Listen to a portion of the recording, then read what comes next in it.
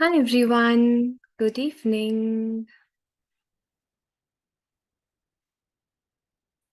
Please turn on your cameras.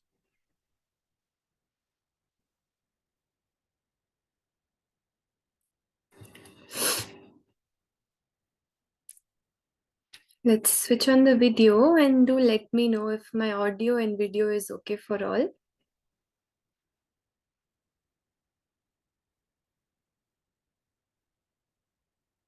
Am I audible, everyone?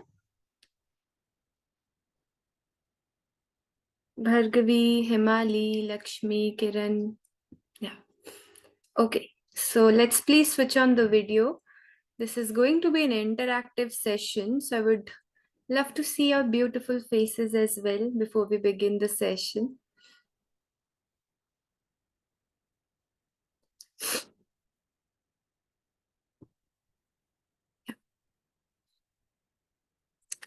Hi everyone, how are you all doing? So most of you already know me, but those of you who are joining us for the first time, my name is Nitya. I am from Delhi. I'm a classical as well as pre and postnatal yoga instructor, a Meru Chikitsak and craniosacral therapist. And I welcome you all to today's workshop about lactation, postpartum diet, and postpartum care. Now, the majority of the workshop is going to be about postpartum nutrition and lactation. But in the beginning, we will just cover about changes that we observe in the body during the postpartum period and what all practices we can adopt to manage those changes. Hmm. So let's switch on the cameras, please, and be seated comfortably. You can just have a notebook and a pen with you. You do not need to be on your mats. We are not going to practice anything in the class. It is going to be an informative session. You will receive other material for practice. Yeah. So just wherever you are, be comfortable, sit comfortably easily. Okay. So let us understand about the changes that are happening during your postpartum stage. So from the day one after your delivery, the uterus has started to contract. It's a natural process. So that contraction can cause pains. Yeah, that is very natural. So at that point, sometimes we are very uncomfortable with those pains. So having this knowledge, knowledge is power. So having this knowledge that yes, this is something natural that is happening and honoring your body, you can actually feel less pain because we feel more pain in the mind. So apart from the uterus, the cervix and vagina, they are also coming back to the non-pregnant stage. There is a lochia discharge for the first 4 to 6 weeks, which goes from red to pink to yellowish color, very similar to our menstrual cycle. Many hormonal changes are happening in your body. During pregnancy, there was a rush of estrogen, progesterone. As you deliver, the estrogen, progesterone levels have dropped, which can cause irritability, lack of hunger, or more hunger, lack of confidence, yeah, mood swings. Then during pregnancy, the body held on to a lot of water to nourish the baby. So after your delivery, a lot of urine can also you may experience you're urinating a lot or you're sweating a lot, especially in the first month after delivery. Yeah. So all these things settle down with time. This is the natural process that happens. Now, during delivery, if you had a vaginal delivery, especially hemorrhoids may also happen because of pressure around the bowels. So, for that, it is good to sit in warm water tub. Then, diet is also really important to avoid digestive issues. Constipation is also really common in the postpartum stage. Skin and hair changes are also there, which is very normal due to the dance of hormones that is happening. But over a period of time, everything settles down. To help your body heal and restore faster, there are a few things that we can do, some few easy tips and techniques that you can follow. And if you have done prenatal yoga already, These will be on your tips. Yeah. So number one is Abhyangam. You know, we have 5 elements in our body: the fire element, air element, space element, earth, and water. And when these elements go out of balance, let's say the air and space element goes out of balance, so we have Vat dosh in the body. If fire and water element goes out of balance, we have Pitta dosh. And earth and water goes out of balance, we have Kapha dosh. Every body has all the three doshas. There has to be an equilibrium. They have to be in balance. It is only when there is an excess or less of an element the dosha aggravates. Yeah. So after delivery, the baby was occupying the space in your womb. So after delivery, what happens? All the space that the baby was occupying is now occupied by air. That is why naturally after delivery, there is excess of Vata dosh in the body. Hence, you must have heard about this or experienced this also, that after delivery, you are not supposed to go out in a cold environment or to sit in air conditioners or to eat cold foods or cold drinks.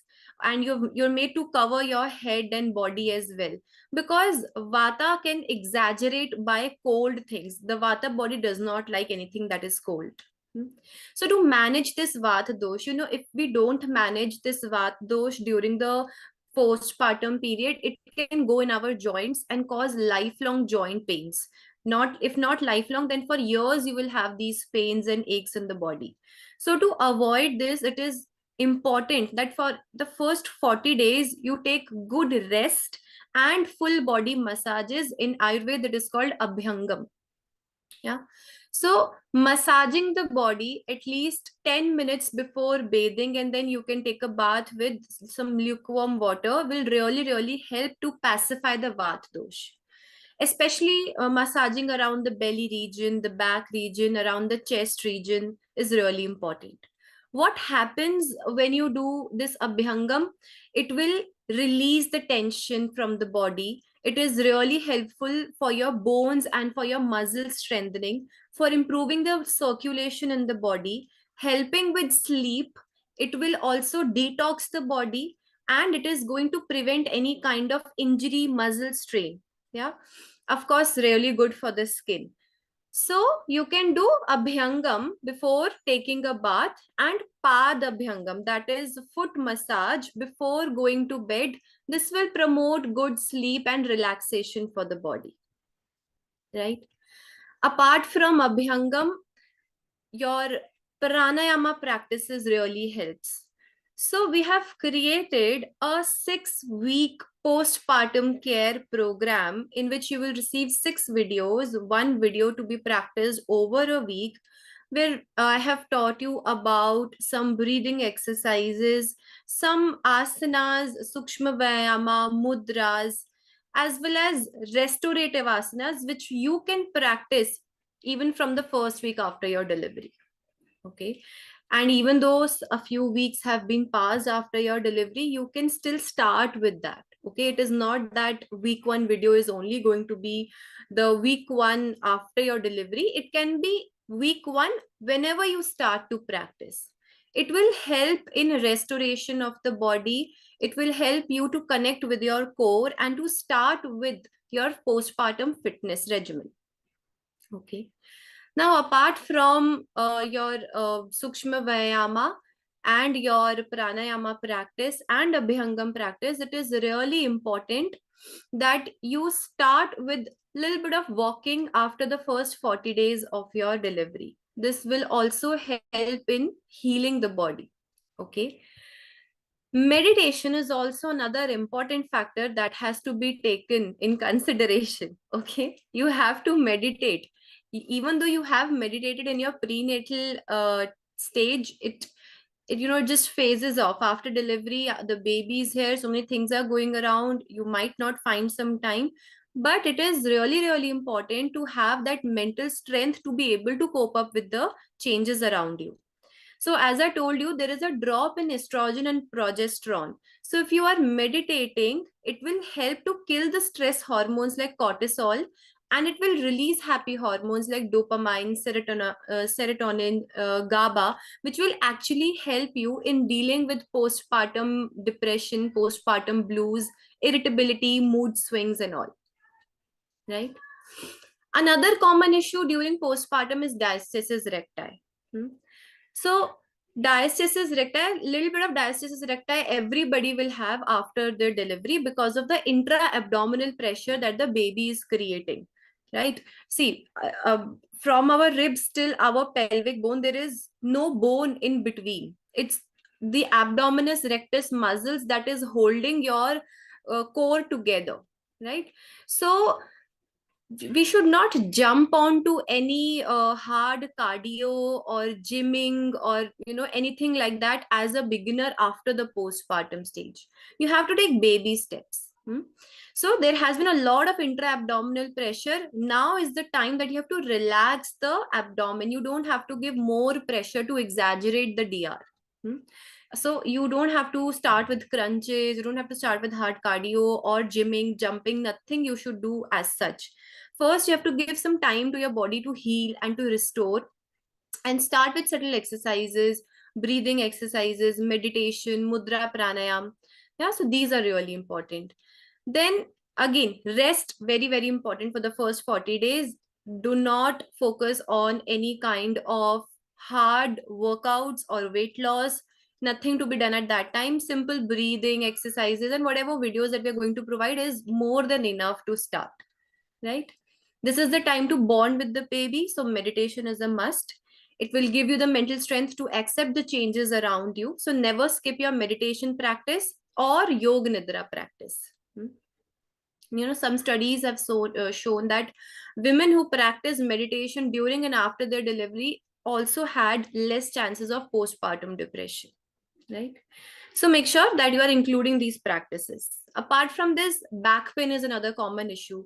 So we will learn in the further session about lactation, in which we will learn about how you can maintain a good posture, how you can have a back support behind your back when you're feeding, how you can take the help of pillows and a hot water bottle around, maybe around the back or around the perineum to ease the muscles. Kegels is another important practice, again, which has been taught in the 6-week postpartum program recording that will be shared with you. So Kegels are also really important, and Kegels can be started the next day after your delivery as well. But I suggest that you wait till the bleeding is, if the bleeding is very heavy, till that time you stop with the Kegels. Once the lochia discharge is less, or you don't feel that there's a lot of heavy discharge, then you can start with your Kegels practices. Your undergarments should be very comfortable. They should be breathable, nothing too tight for the body. And walking, you can start after around 40 days or even 30 days also, whenever you feel that you are ready. You have to listen to the body, and accordingly you can start with your practice. Okay.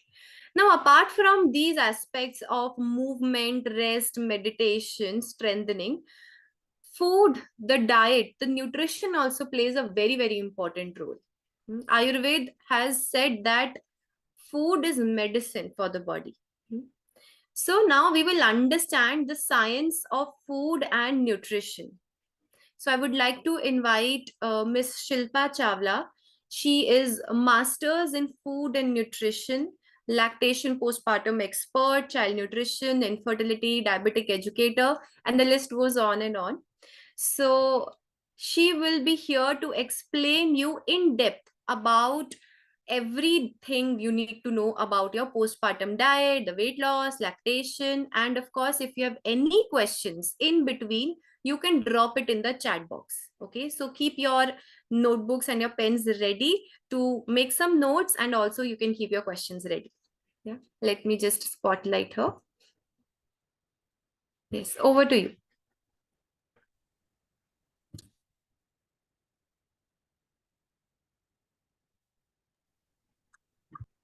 Hello, everyone. So glad to see so beautiful people with me and Nitya. And today, as Nitya told, we are having a workshop for lactation and postpartum nutrition.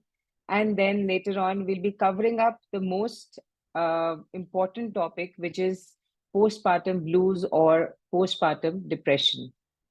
As you all know, and she has also introduced me, I am a holistic coach. I believe in covering up the root cause of the problem. So it is very understood that every problem starts from the kind of food you eat. So it is very rightly said, you are what you eat. So now, today, I will be talking about postpartum nutrition. So you have many of you must be in your ninth month, must have delivered a few weeks back, or must be 1 month old baby you'll be having. So I would like to cover up everything, and I would love to give you all knowledge I have. And please be free to ask all queries you have in your mind. So let's start with postpartum nutrition. So pregnancy is both challenging and lovely time in a woman's life. It takes a miracle to give birth to a tiny living soul.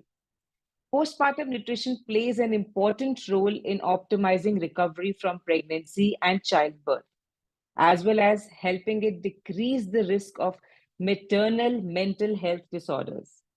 The postpartum period begins after the delivery of the baby and ends when the body has nearly returned to its pre pregnant state.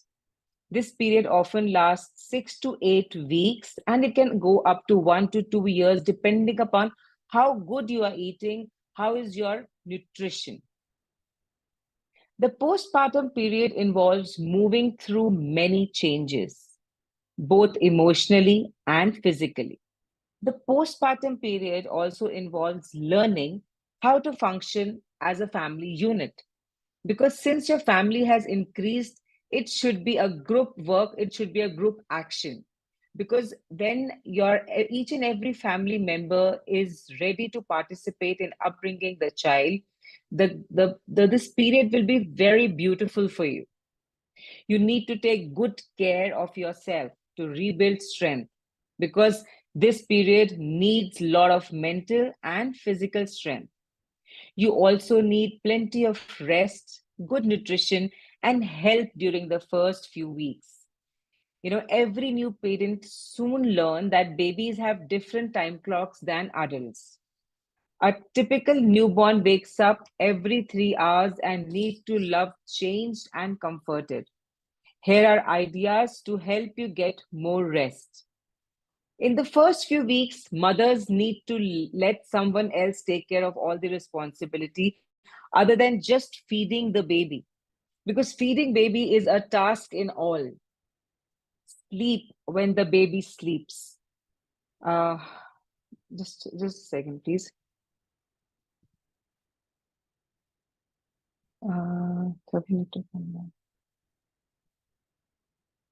Just a second, please. There's some problem here. चलिए मैं जल्दी आऊँ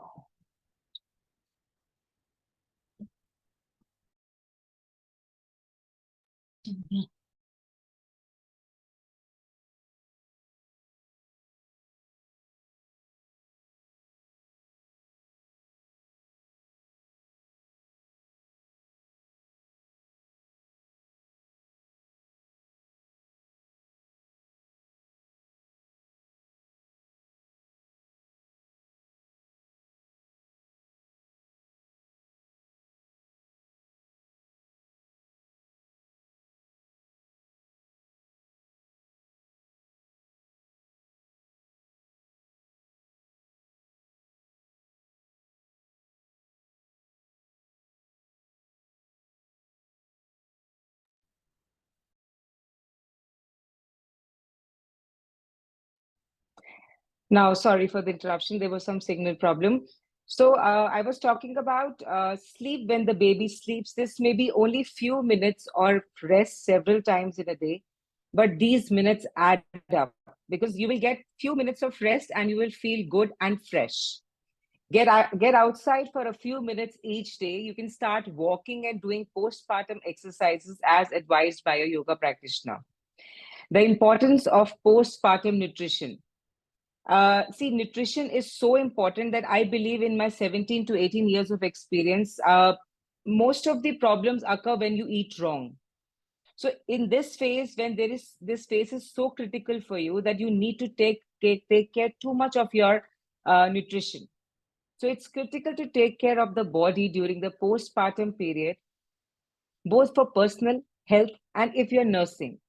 For the growth and the development of the child, the mother and the baby were both powered by the food till the baby was in your womb. The mother ate for 9 months. However, once the baby is born, the mother's diet is just as vital as it was during pregnancy.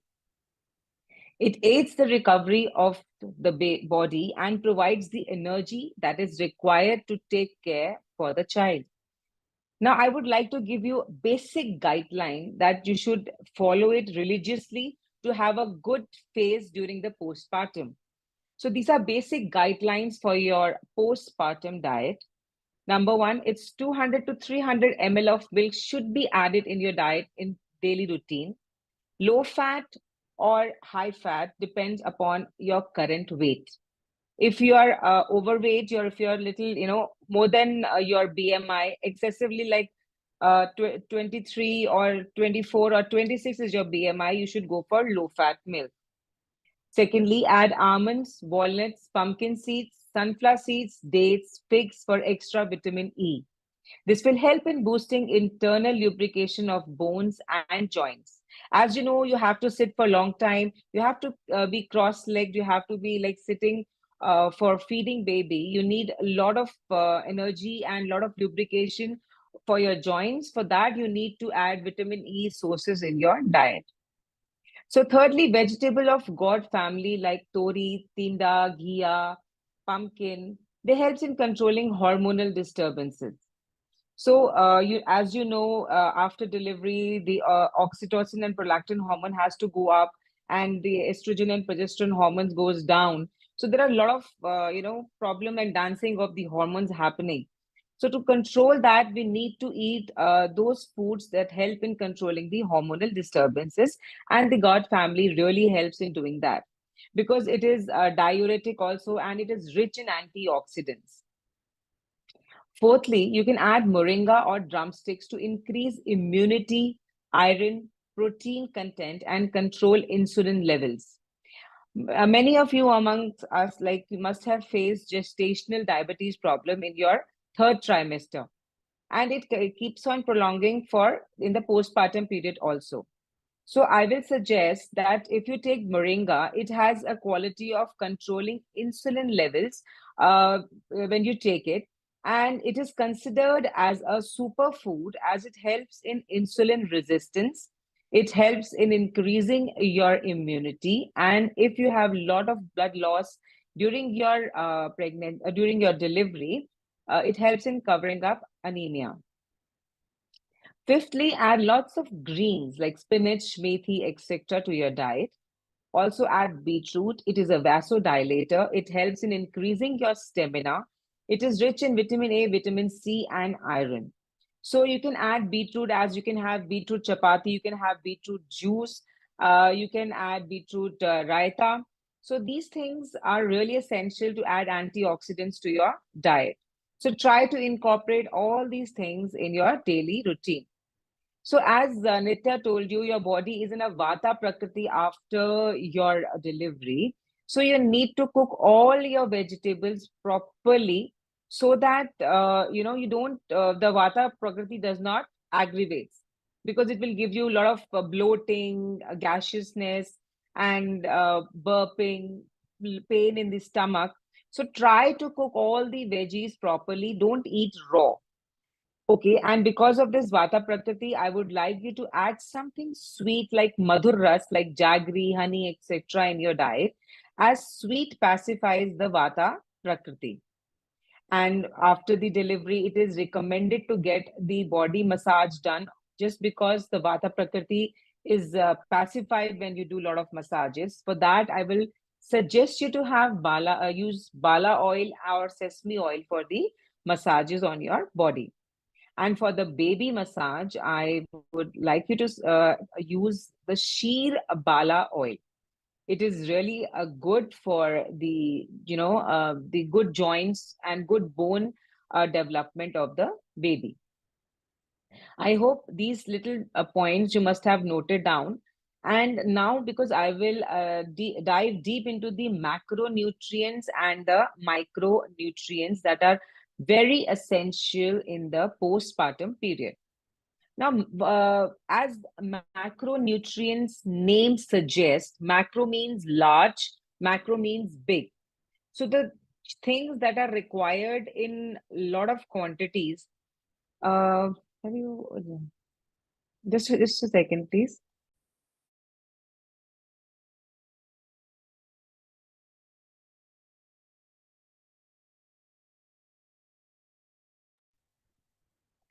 Now, macronutrients, the postpartum period, also known as the fourth trimester, is a time of immense physical and emotional change in the body of a woman. It is an important period for rest, recovery, and rebuilding the nutritional stores after 9 months of growing another human being in yourself. So, careful nutrition support can be immensely helpful in coping with this stage of life. So, healthy nutritious diet is also important for mental health. Studies have shown that. So, if there is deficiency of folate, iron, vitamin D, and essential fatty acids, there can be increased risk of postnatal depression.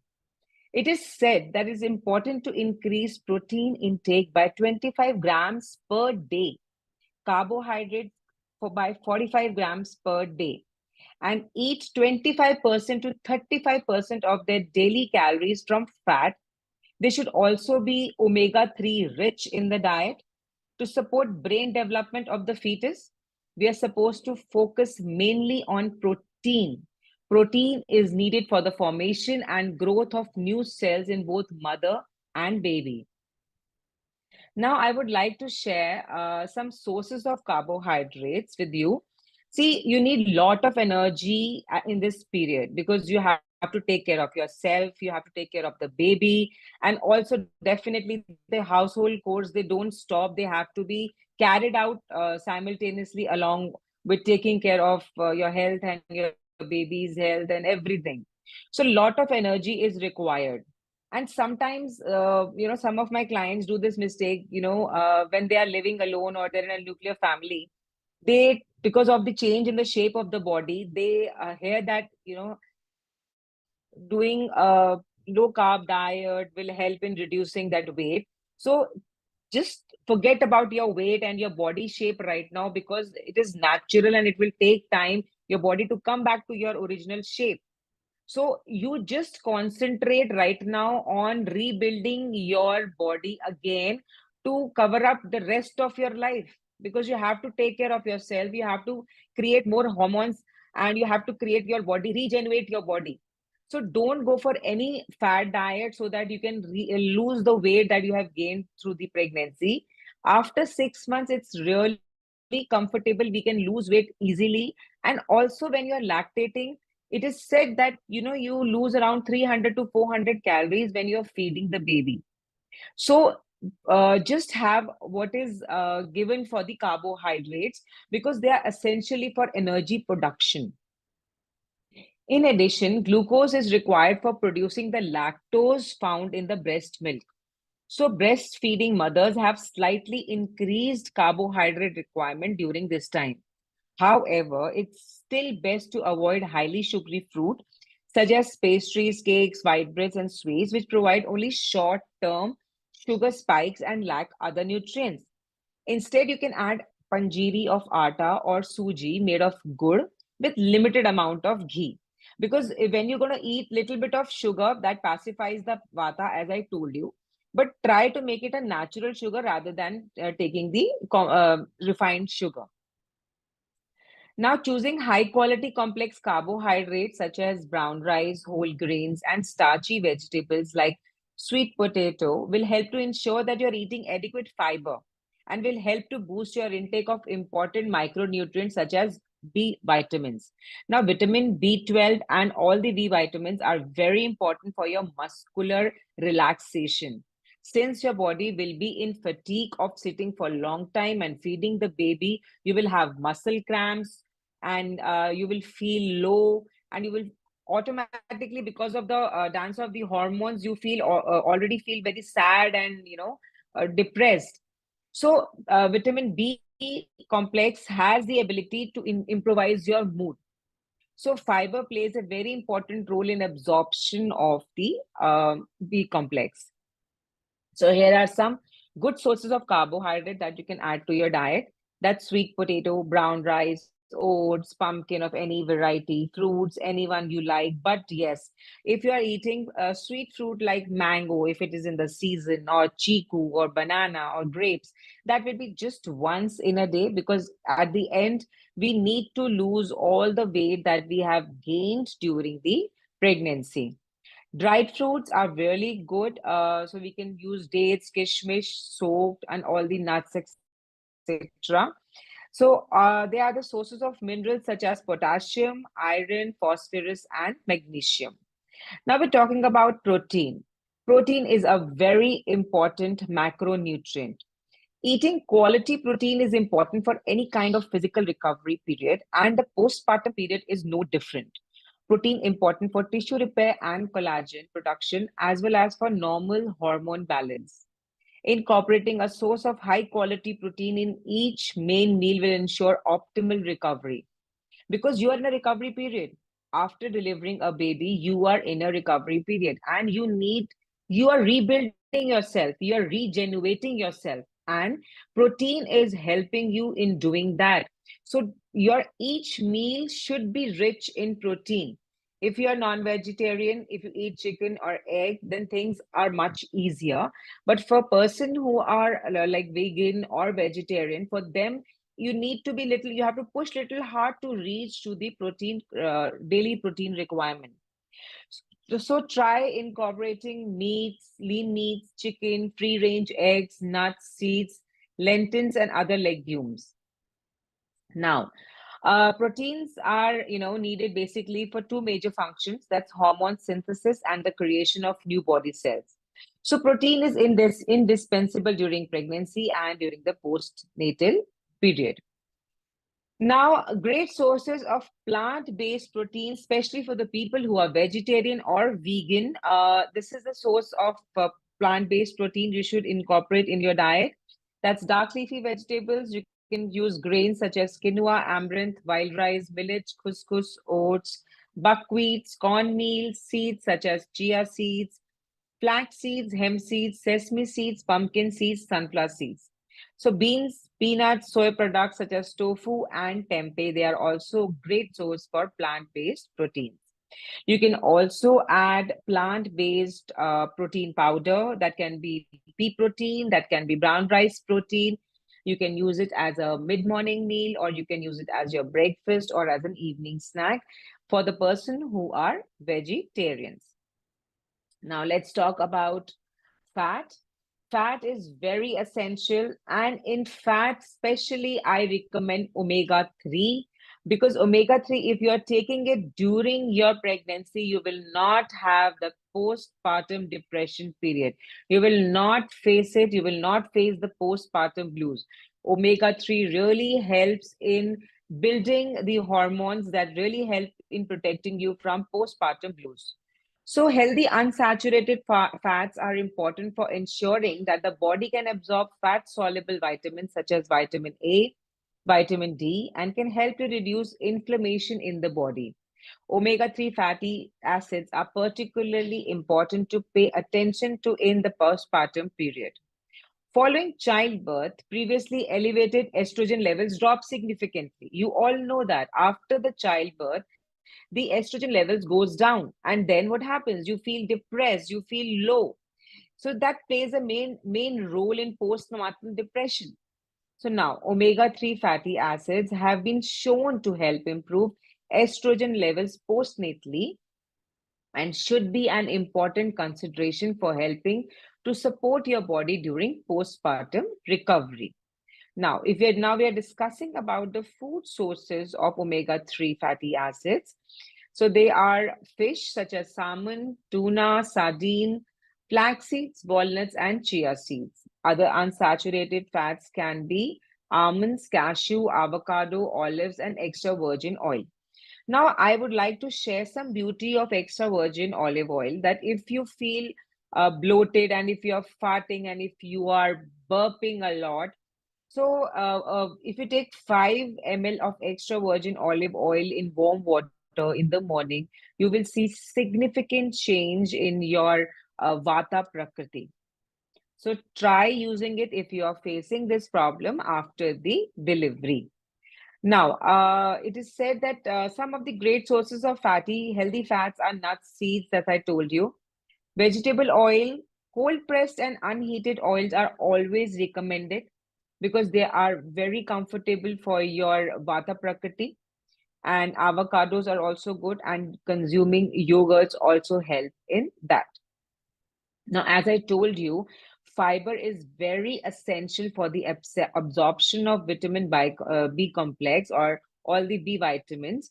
So, roughage is very important. Now, fibers are present in vegetable foods, mainly carbohydrates. Different carbohydrates are digested differently.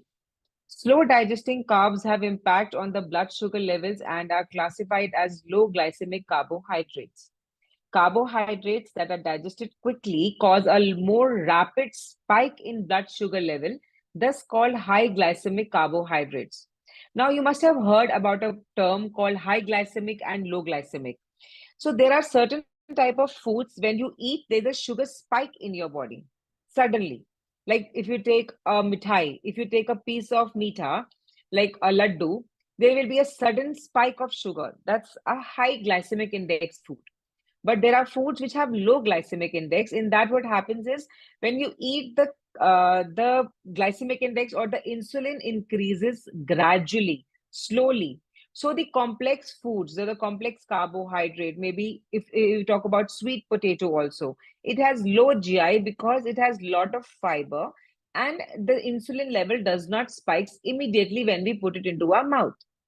So, diets high in fiber with low glycemic index can promote lactation, reduce blood cholesterol, and modulate blood glucose, and hence may be beneficial in pregnancy. Fiber can help treat and prevent the onset of gestational diabetes and reduce the risk of large for gestational age (LGA) infants with high birth weight. Now, eating high amounts of fiber at least 3 months before and during pregnancy has shown a reduced risk of preeclampsia, that's blood pressure, which is not recommended during your pregnancy because it can cause complication during your pregnancy and during your delivery. So there are certain foods like high glycemic index foods are pasta, white bread, potatoes, rice, etc. And low glycemic foods are dark leafy vegetable, nuts, seeds, and grains. So, guys, now I'm going to talk about micronutrients required in postpartum. So, guys, you can have water in between if you are able to understand what I'm saying. So, nutrition is very important. So, during this, hydration is also important. So, get up and, or you have a bottle with you. So, please sip up and hydrate yourself because for you guys, nutrition is really important and hydration is equally. So, micronutrient required in postpartum. So, micro says small. So, these nutrients are required in small quantity, but they have their own function. They have their own role. So, I'll be discussing in brief about this thing because you should know what you are eating and what function are they playing in your body. So, if you talk about micronutrients, I'm talking about choline. Choline is a nutrient that supports memory and cognition of the baby. So choline-rich food that can help people get their daily recommended amount includes egg yolk, mushroom, chicken, breast, fish, cruciferous vegetables like broccoli, Brussels sprouts, or cabbage, and legumes. But yes, there's an alarming thing that if you have thyroids, please do not include these cruciferous vegetables because that will interfere in the thyroid stimulating hormone, and you will have haphazard levels of TSH. So you should consult your dietitian if you have this for uh, incorporating your cruciferous vegetables before doing that. And you can add legumes. Now, other micronutrient is iron. Iron is one of the most important micronutrient to consider in the postpartum period. Iron deficiency is a relatively common issue among pregnant women and can be further worsened following blood losses during the childbirth. Now, iron is found mostly in red colored fruits and vegetables like pomegranate, apple, beets, lean red meat, lentil, chickpeas, kidney beans, sunflower seeds, pumpkin seeds, and even dried apricots. But also, I will suggest personally, with my experience, I have seen lot of change in my clients when they have moringa powder or they use drumsticks regularly in their diet if they are low in iron or they have anemia. Okay, so you can always have drumstick soup, or you can eat moringa leaves powder in curd, or like just dissolving it in a glass of water. Now, the next micronutrient is calcium. Calcium, as it says and everybody knows, is vital for bone development and cardiovascular functioning for your baby. It is so crucial that during both pregnancy and breastfeeding, the body will draw calcium out of the bones to supply to the baby. Now, consuming sufficient calcium helps to protect bone density and also protects the baby from health risks. Healthy calcium sources include rich foods sources including dairy products, egg, and green leafy vegetables such as spinach, kale, and collards, sardine, walnuts, almonds, banana, and broccoli. Vitamin D is important for immune function and also plays an important role in helping to maintain calcium level of in the body for bone, muscle, and heart health. Guys, please hydrate yourself. Keep drinking water. Even I am doing it. So, studies have shown that having adequate level of vitamin D may be important preventing postnatal depression. So, postnatal depression is very common nowadays because females are working. They have their own routine before they deliver and before they get pregnant. So pregnancy is still easy, but when after delivering, they have their routine.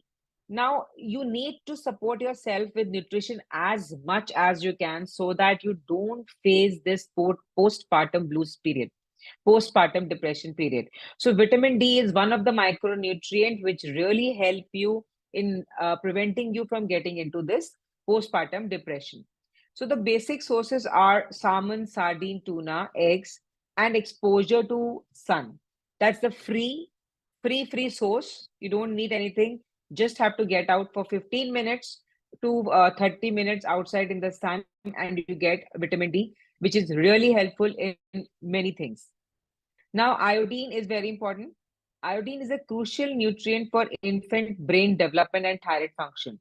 So some of my clients come and say that, ma'am, we use Sendha namak or Himalayan salt so that we don't get blood pressure and we have, swelling in our, water retention, we feel water retention problem. So I'm using Sendha namak. So I recommend you all that please do not do that because we need something.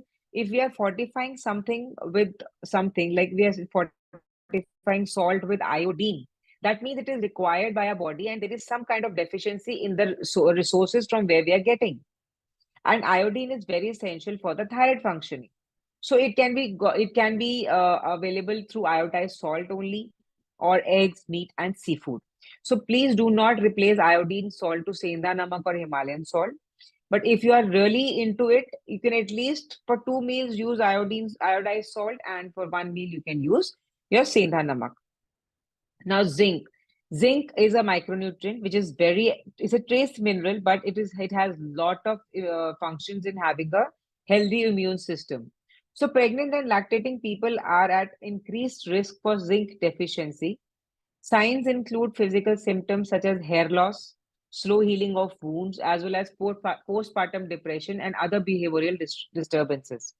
So now you must have heard that after delivery, mothers start losing hair. They say it is because the kid is making noises and you lose your hair. It is not like that. It is because your diet is deficient in protein and zinc. That's why you start losing your hair. So from start only, you start taking care of your zinc requirements during the pregnancy as well as during the lactation. So you will have less hair loss as compared to person who is not taking care of the zinc requirements. So food that contains zinc include red meat and poultry, nuts, whole grain, and fortified breakfast cereals. Pumpkin is a very good source of zinc, and egg yolk is also a very good source of zinc. So you should have it daily. 1 teaspoon of pumpkin seeds or one whole egg daily should be included in your diet.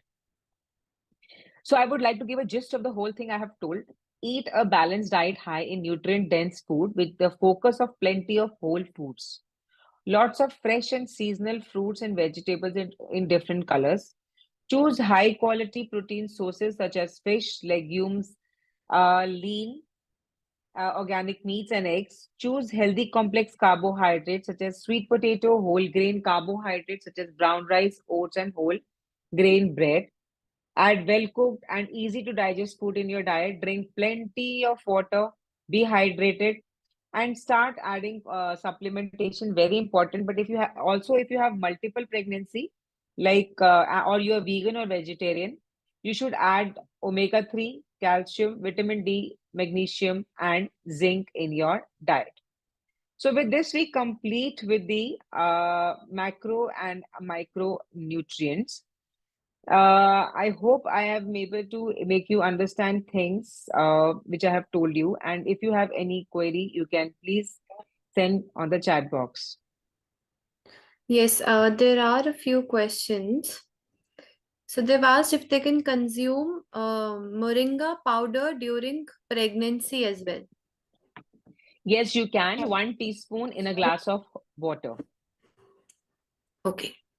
And if you can once please tell about the types of gourds, the types of gourd family, what all vegetables are included in it. So they are ghia, tinda, tori, pumpkin. All these are come under the gourd family, and they can be consumed easily because they have a lot of antioxidants and they are very good as a diuretic also. They act as a diuretic also. Hmm. Okay, so I have a poll for everyone. I'm posting this poll and you can select the right answer as per the discussion we've had just now.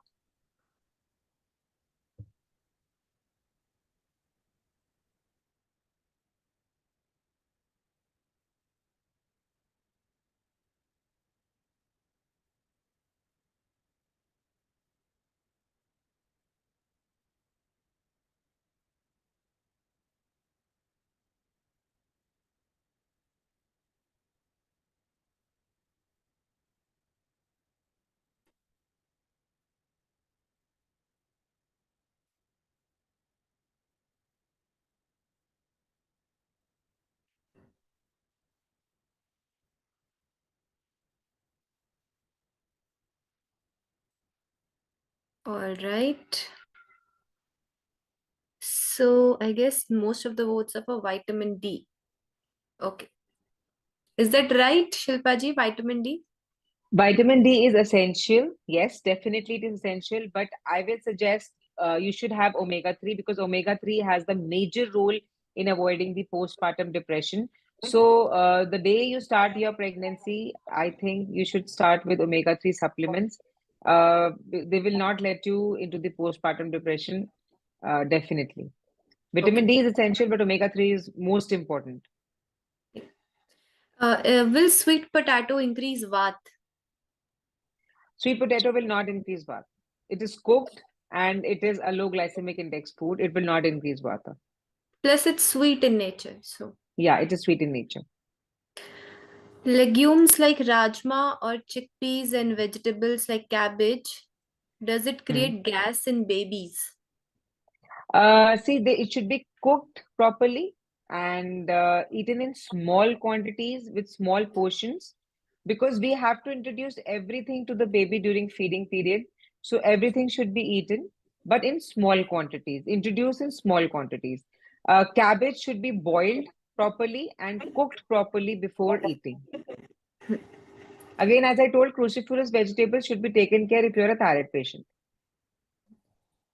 Can we start taking vitamins or supplements in postpartum? You should, you should start with omega-3, vitamin D, magnesium, zinc. These are very important because just after the delivery, you need lot of supplements to reboost or regenerate your body. We are trying the best as a nutritionist to give you proper nutritional chart, but still the deficiency is so much because you've given birth to a baby from yourself, so you need to take supplements. And will fish oil supplement be enough for omega-3 requirements?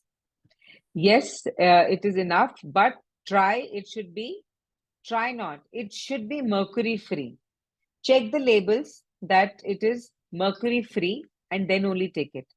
Because there are a lot of, volcanoes and earthquakes happening. Sorry, not volcanoes, I'm sorry. The earthquakes happening under the sea. And because of which a lot of mercury is in the fish. And the companies who make fish oil, they basically remove that mercury, and that is recommended because that can create problem in the system of human system. How to control eating in large quantities during postpartum? Currently, I'm feeling hungry and end up eating large quantity, and she's in her 9th month. First of all start eating more of fiber. Include a lot of fruits and vegetables in your diet.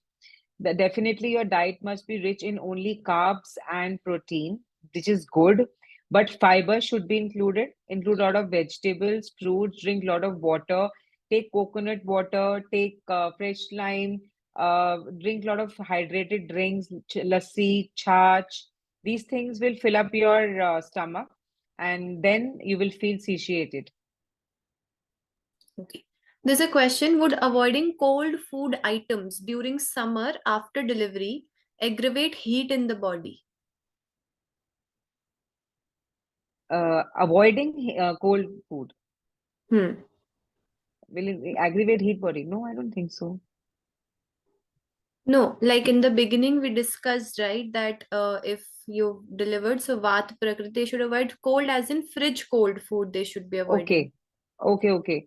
Yes, definitely. For 40 days, it is said that you should have properly home-based cooked meal, and it should be fresh. It should not be fridge ka khana. It should not be stale.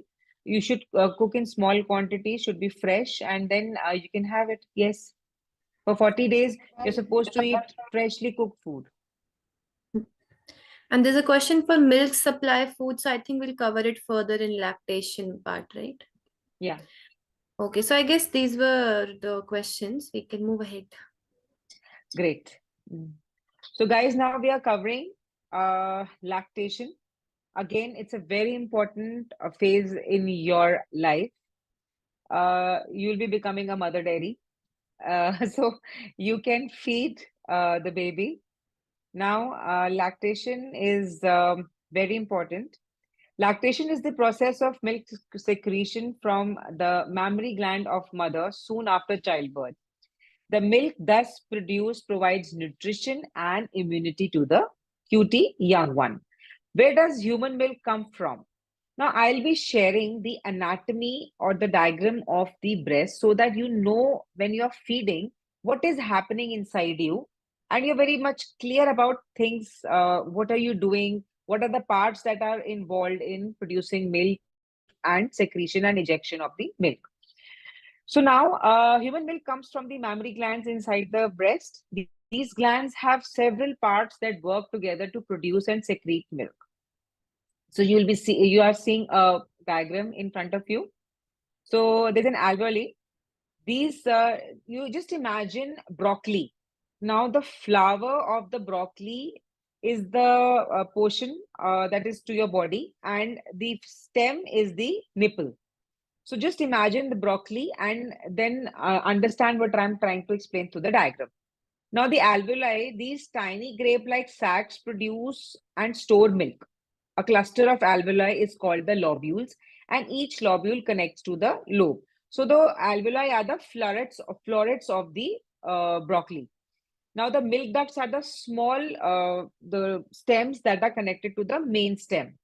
These milk ducts, these are tiny grape-like sacs, produce and store milk.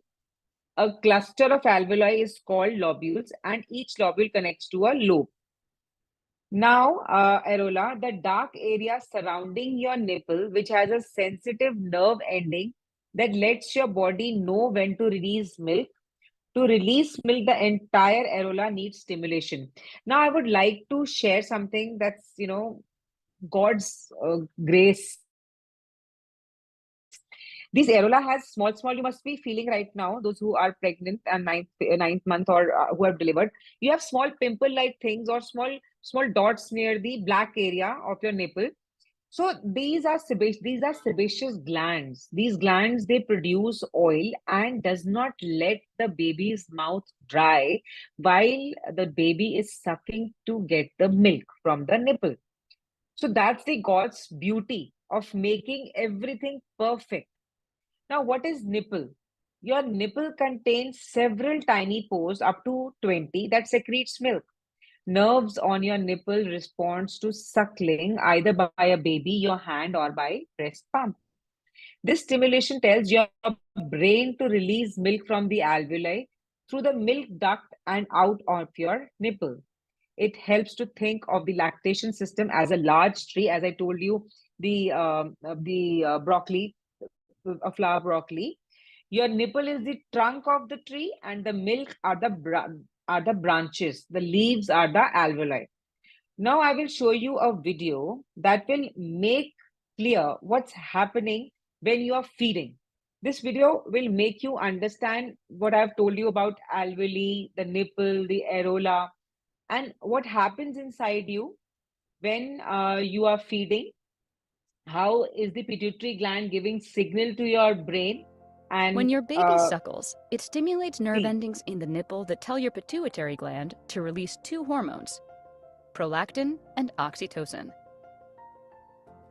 Prolactin causes your alveoli to take nutrients from your blood supply and turn them into breast milk. Oxytocin causes muscle contractions that push the milk out of the alveoli and through the milk ducts. The release of the oxytocin hormone while breastfeeding will also cause uterine contractions, which helps your uterus return to its pre-pregnancy size. Both prolactin and oxytocin help the mother form an emotional bond with her baby. Thank you so much for watching this video.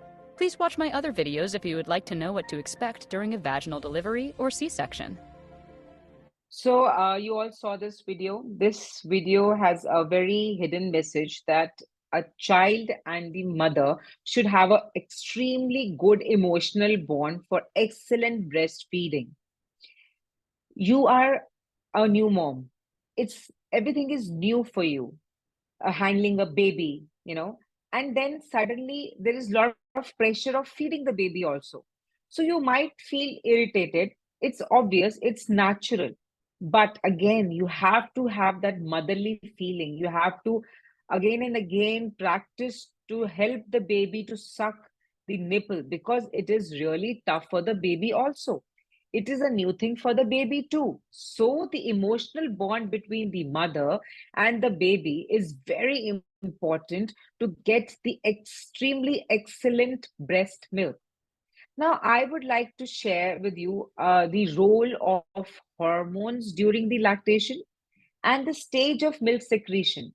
So, I would like you to concentrate on what I'm saying right now because it is very important to understand this so that your baby grows properly, have good growth in the weight. So, let's start with that. So the gut of the newborn is very sensitive, but mother's milk provides support and strength to the newborn. With God's grace, areola has a small bumps or pimples-like structures. They have sebaceous gland that secretes oil and baby's mouth does not dry while feeding. There are two hormones that play a major role in lactation, prolactin and oxytocin. Prolactin gives stimulation to mammary gland to produce milk and milk secretion increases. Oxytocin helps in milk ejection. After delivery, progesterone and estrogen hormone decreases and prolactin and oxytocin increases. The female is ready to produce milk during the 5th or 6th month of pregnancy. You must have felt during your 5th or 6th month, if you press your nipples, you must have seen some fluid coming out of your nipple. During the later stage of pregnancy, the female enters the first stage of lactogenesis. At this stage, the breast make colostrum, a thick yellow fluid, also known as the first milk of a baby receives. Colostrum is highly rich in immunoglobulins, which boosts the immunity of the newborn. It prevents any pathogen or the external body from invading the baby's body and food allergies. There are different stages of milk secretion. Guys, understand this point very nicely because it is very important. So, firstly, colostrum is secreted at the time of birth till the fifth day.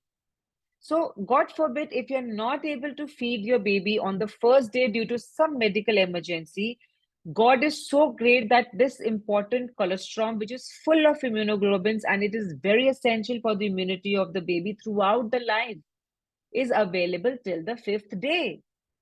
Secondly, transition milk is secreted from 5th to 21st day from the time of birth. Now, mature milk is secreted after 21st day. Mature milk is 90% of water and 10% of carbohydrate, proteins, and fat. Now, breast milk is a source of high protein. We all know this. So, what is protein? Protein is made up, it is made, the milk, what is milk? Milk is made up of casein and whey. Casein and whey is a type of protein. You all know that. Whey is easy to digest, whereas casein is heavy and difficult to digest. Now, see the magic of God. Since the baby's gut lining is not so well developed initially, so the composition of colostrum is 20% of casein only, which is easy to digest, which is difficult to digest, and 80% of whey, which is easy to digest, so that the baby is able to digest the milk properly and he is not irritable, he's not crying all the time. But as time passes, the cells of gut of baby boost and mature. So the composition of transition milk also changes. Now casein is 40%, which is heavy, and whey is 60%. Actually, as the baby is growing up, the need of the baby also increases. The baby starts moving his hand and he does the mouthing things. So he's using energy. Now he needs more of energy. Now, since the casein is heavy, it will stay in the stomach for a longer time and the child will be full for the longer time. The satiation has increased. So further in the mature milk, as the baby also grows, the intestinal lining is also growing, the gut health is also improving. So the casein becomes 50% and whey also becomes 50%. Now, when at this age, when the after 40 days or 45 days, when the casein is 40% and whey is 60%, or the mature milk casein is 50% and whey is 50%, and the baby has grown his intestinal linings. Now, if by chance mother eats something from outside, which is wrong, the baby is able to protect himself or herself from bacterial and viral infection as the intestinal and the gut lining improves. You must have heard or experienced yourself that you feed the baby very frequently, but still the baby is very cranky or starts feeling hungry again. Have you ever thought why? I think let's have a poll here. Then I will explain according to what you all think about this thing. So let's have a poll here. So my poll is, how many times in a day you think you should feed baby? Let's do this.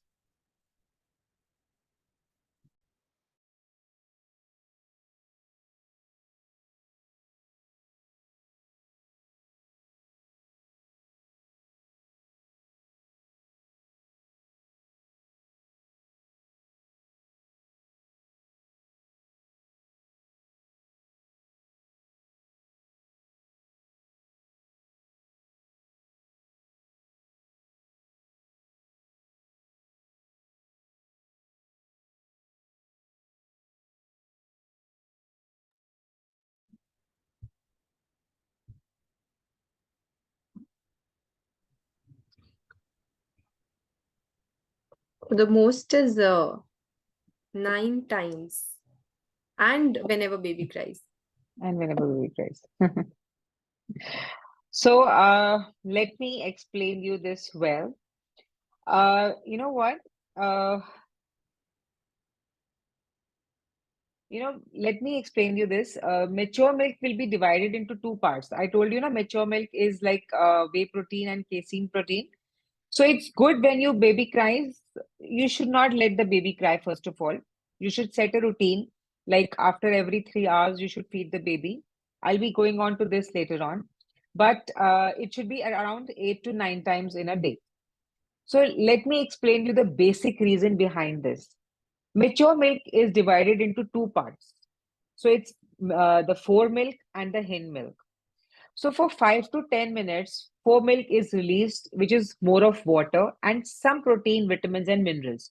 So whenever you're feeding your baby for initial 5 to 10 minutes, it's only the fore milk that comes out. And suddenly what happens is when you feed your baby and you feed for 10 minutes and your baby starts playing and does not drink the milk or does not feed, so you think he's satisfied and you leave him.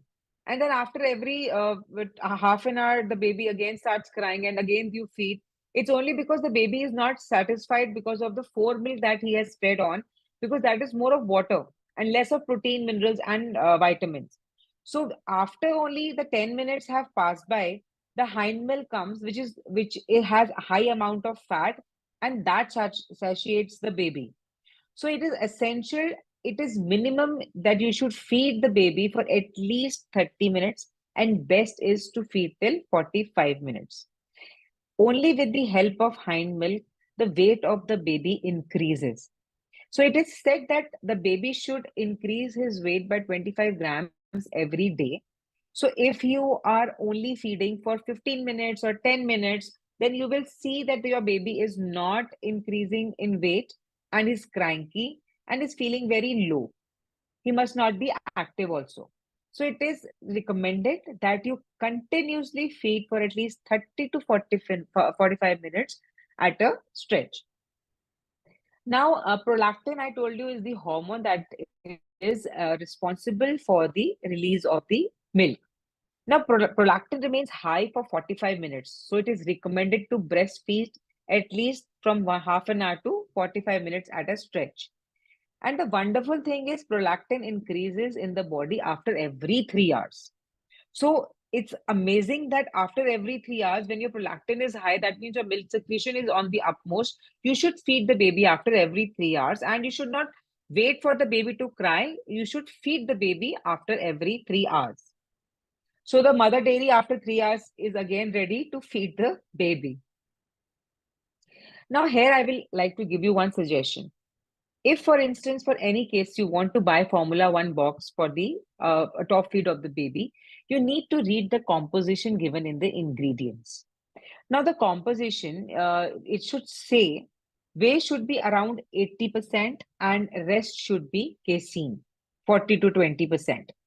Otherwise, your child might face stomach aches, gaseous issues, so the baby might cry and irritable as casein, which is difficult to digest, as I told you, is high.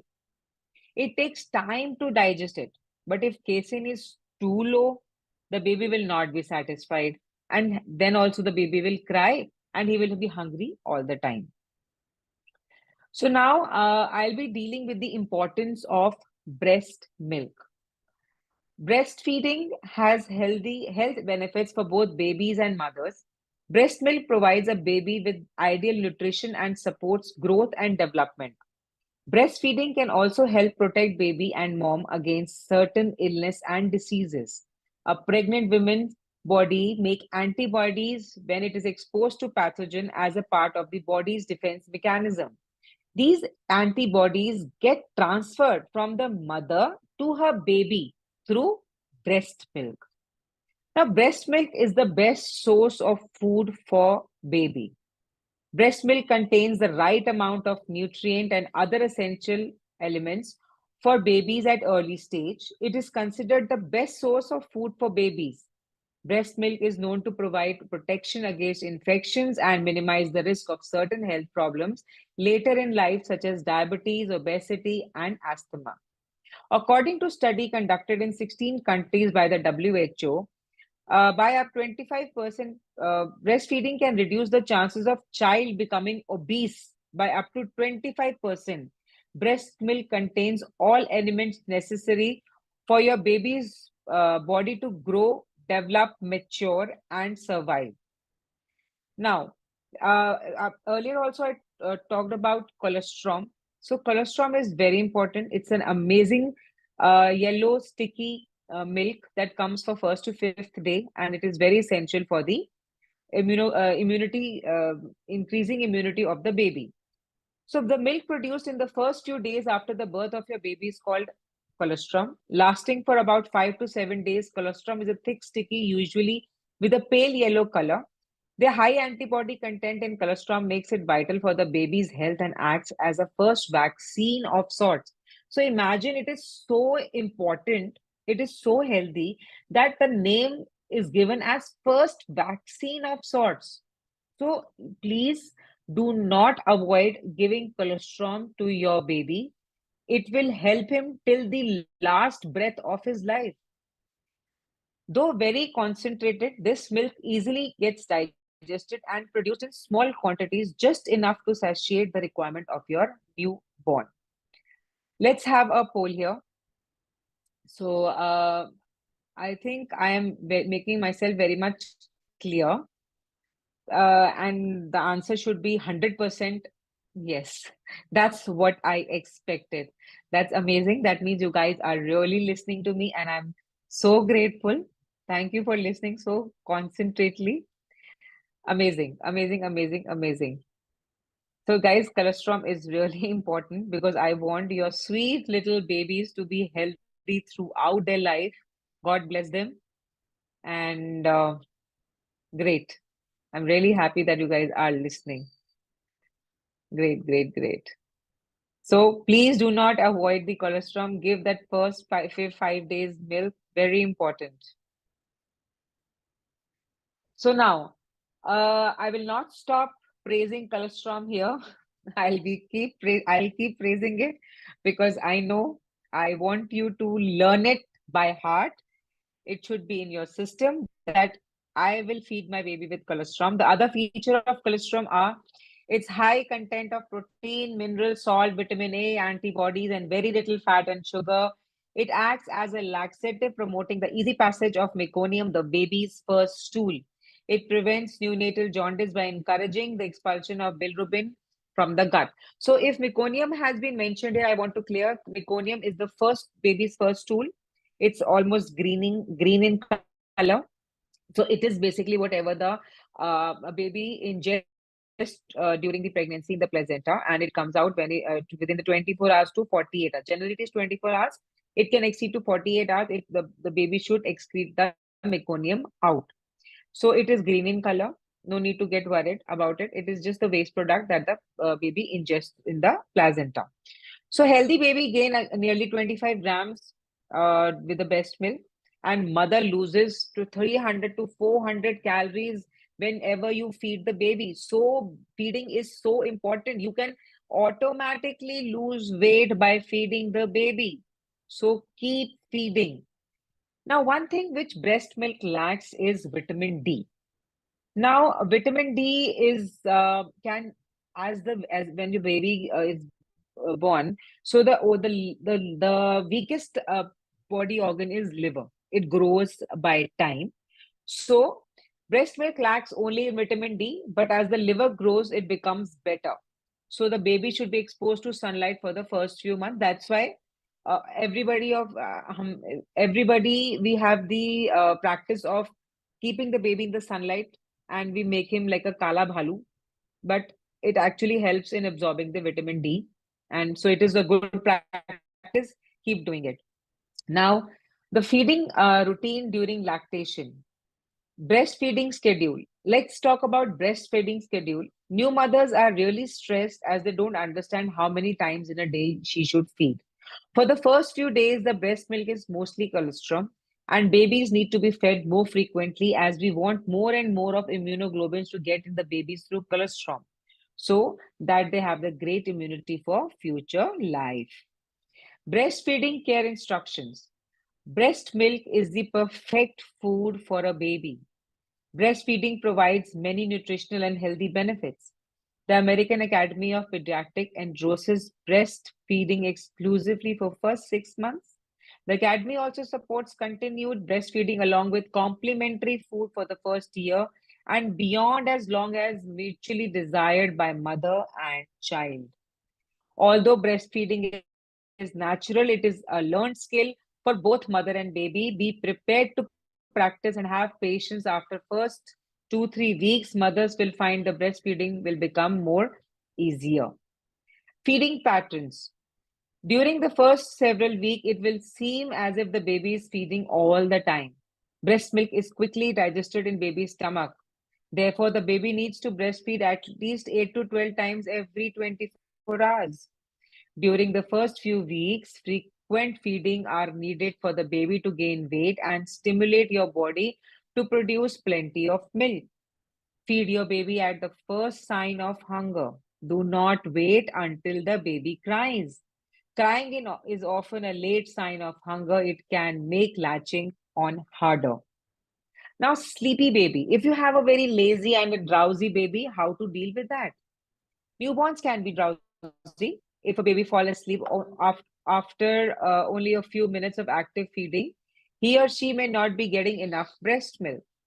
Stroke the bottom of the body's foot with your finger. Don't do like tingling. Just give a like this thing. He will cry and open the mouth and put the nipple and the areola into the mouth of the baby. Place baby in a sitting position for burping, like this, and loosen the baby's clothing. Change breastfeeding positions. Baby may stay awake in a different position. Now, how to know baby is getting enough milk? How are you satisfied that I am breastfeeding the baby properly? How to check the parameters now? Baby is back to his or her first birth weight by 10 to 14 day. Baby gains weight steadily after the first week. Baby makes swallowing sound while nursing. Baby seems satisfied after being fed and burped. Baby is nursing at least 8 times in 24 hours. Breast feels softer after feeding. By 5 to 7 days after birth, baby stools 3 to 6 times per day and may stool after each feeding for the first month of life. So now let's have a poll here. Let's have a poll here. So I think I have made myself very much clear that how important is breastfeeding. So because breastfeeding, if you're continuously feeding your baby till 6 months, so I think that will help you lose weight, your postpartum weight. And the question is, what is important for sufficient breast milk?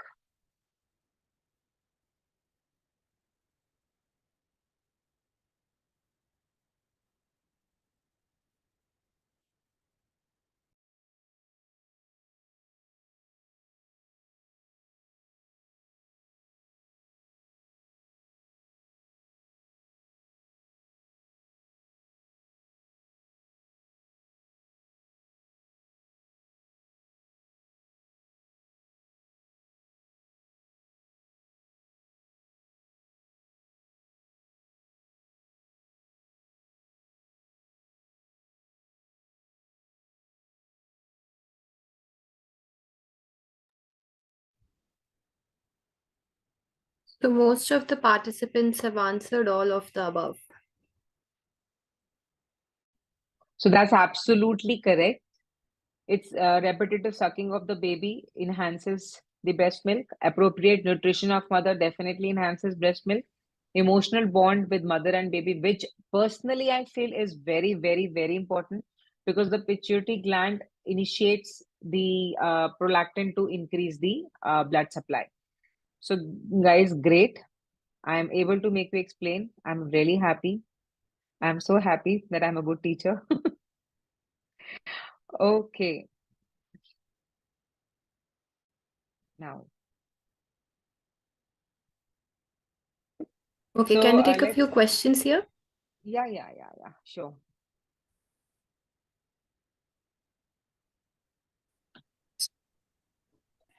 My child is 45 days old. I have been eating home cooked food. Can I add on fast food now? Start gradually, but again, I will say it should be in the lunchtime. Chew it properly, and again, after having some junk food, have jeera ajwain soft water.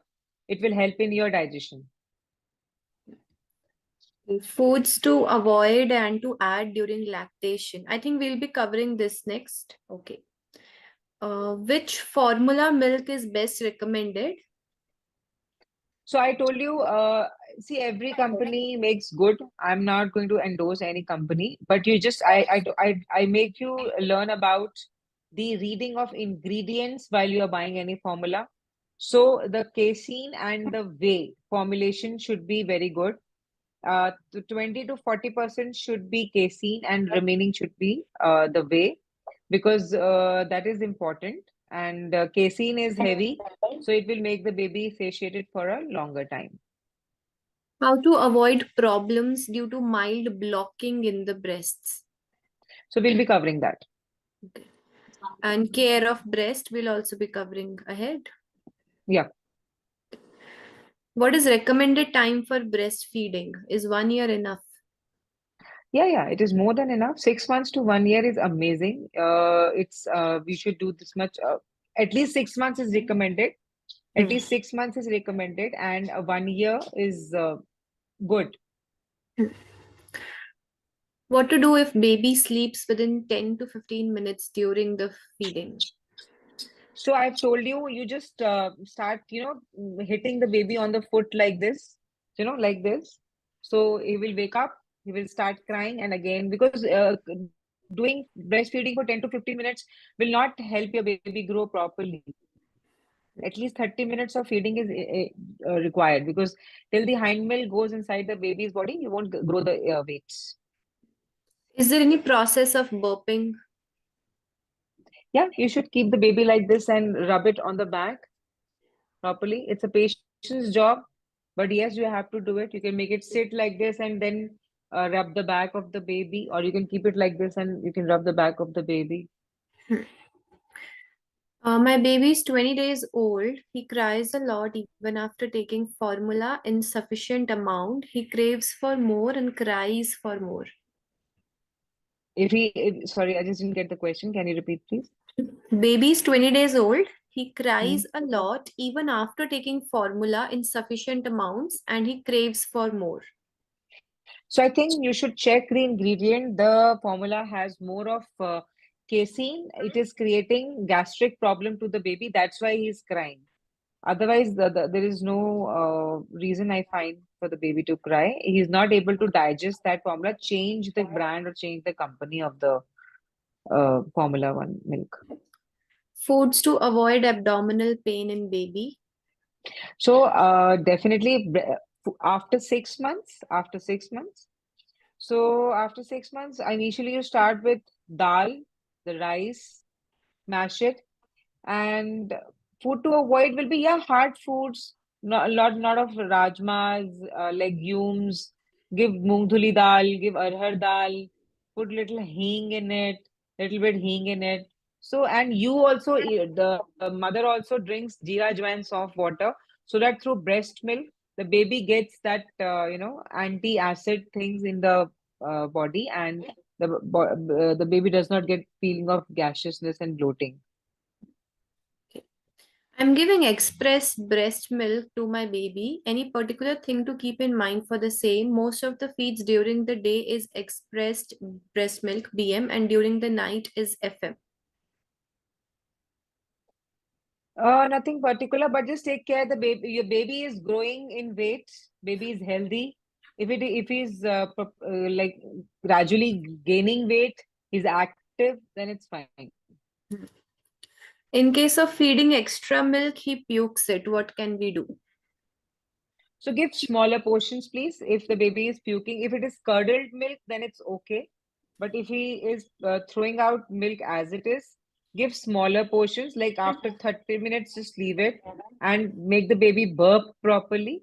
And And don't let the mouth. this is the same mother who was feeding the formula milk and the baby is crying for more. And then Hmm. feeding extra milk, he pukes it. So that means she is overfeeding the baby.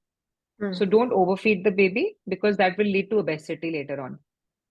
Okay. Latching positions we are going to do ahead. And when does food reach baby? How do you know what food is not suitable for baby How during does breast? How does food reach baby? So, see, as I told you, the baby's intestine and the gut linings are not so well developed. So, whatever you eat and you breastfeed the baby, it reaches the intestine of the baby through the mouth and the process of digestion. And definitely for 40 days, you're supposed to eat well cooked, home-based khana that involves your all the god families, the dals, the legumes, the light ones, the dhulis, and the hos you can have, and all the vegetables and everything. So that will not create any kind of uncomfort to the baby. Foods we are going to discuss further. Jeera, ajwain, soft water, how to prepare in what quantity and best time to consume. So that's 1 teaspoon of jeera, half teaspoon of ajwain, and 1 teaspoon of soft. You are supposed to make a decoct of it. You'll put 1.5 cup of water and reduce it to 3/4 cup, and you will drink it twice in a day. That will make you as well as your baby comfortable, feel comfortable. For better gut health and avoiding tummy pain. Okay, so the foods we are going to discuss now. Okay.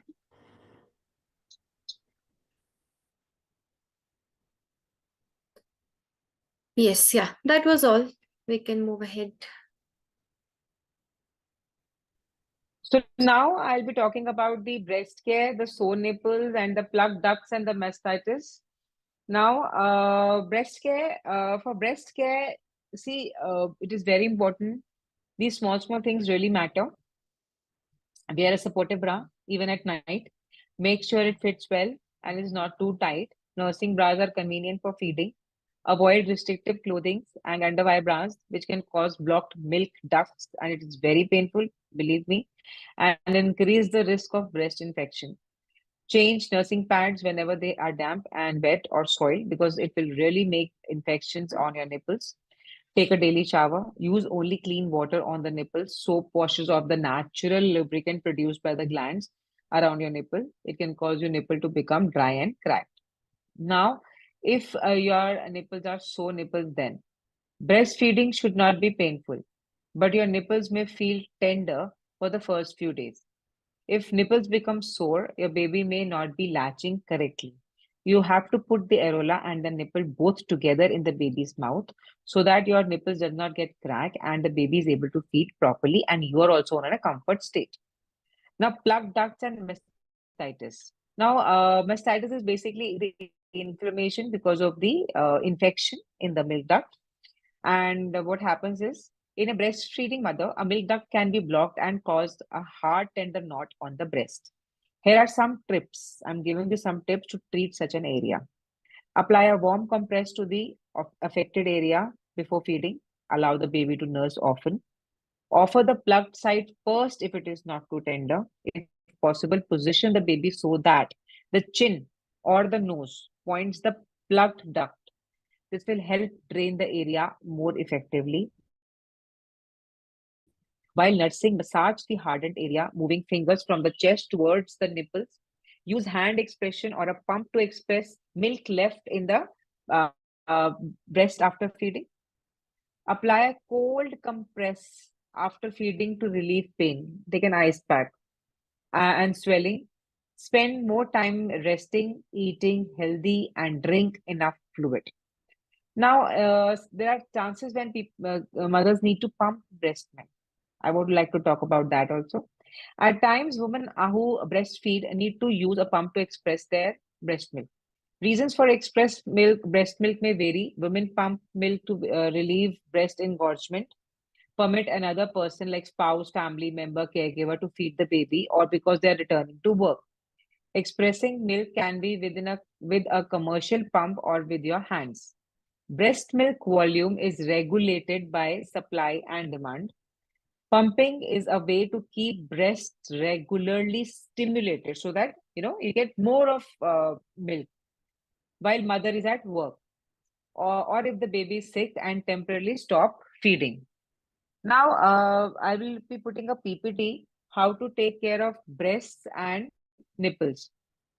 Right. So generally we have seen that new mothers, they don't know that we have to put the areola, the dark portion of the breast, and the nipple inside the baby's mouth. And generally, when the baby take the nipple, they bite the nipple with the jaw and it cracks. And sometimes because of the moistness, it becomes infected and it has tenderness, it has, some reddishness and infection. So how to take care of the breast and nipples? So we can use ghee, clarified butter, applying a small amount of ghee, warm ghee to the nipples can help soothe and moisturize them. Coconut oil, massaging coconut oil onto the nipples can provide relief and promote healing due to its anti-inflammatory and moisturizing properties. Turmeric paste, mixing turmeric powder with a bit of water to create a paste and applying it to the cracked nipple can help reduce inflammation and promote healing. Now, aloe vera gel, applying fresh aloe vera gel to the nipples can soothe irritation and aid in healing. Dietary adjustments can be made. Increase intake of food rich in vitamin E, such as almonds, sunflower seeds, spinach, can support skin health and healing. Also, staying well hydrated by drinking plenty of water is essential for overall skin health and including the nipples. Now, let me show you a video about latching and how to feed, and then we will discuss about the technique of latching and breastfeeding. Now, again, I would like to share the fact that the emotional bond between the mother and the baby is the best way of increasing the breast milk. Other factors do matter, I believe, and I know this. But for me, I think I have seen in my experience, if the mother wants to feed the baby and have the tendency to feed the baby, Key to wants, successful breastfeeding. Good. just go through the She's video. starting to really want it now. Get her level with your breast. Yep, great. And if you can just turn her to face you a little bit more, she's just leaning out that way. You want her rolled in so she's tummy to tummy. That'll be lovely. Bring her in close, but let her head tilt back so her chin touches the breast and her nose lines up with your nipple. Could you just tilt that nipple up to her nose a bit and start the latch so she gets a nice deep latch underneath the nipple. So you just sort of make a little brushing down movement. That's perfect. That's great. Gently tickle the top part of baby's lip with your nipple or areola. Wait for baby's wide open mouth, making sure her tongue is down. Then quickly bring baby up onto the breast so her bottom lip is pushed back to create a suction cup. Let baby take in a large mouthful of breast, not just the nipple.